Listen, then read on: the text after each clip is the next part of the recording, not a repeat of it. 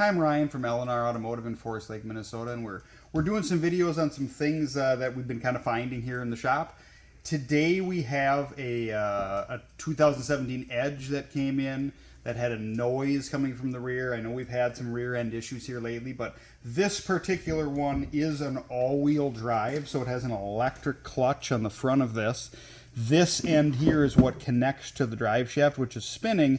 Then there's an electric clutch right here that actually can turn this differential part here on and off, so the rear drive tires don't actually get driven all the time. But this one was super noisy, and you can kind of see in here that it's pretty dark. The fluid's dark. You can see all this metal that's built all up from the years here. It's actually piled up here.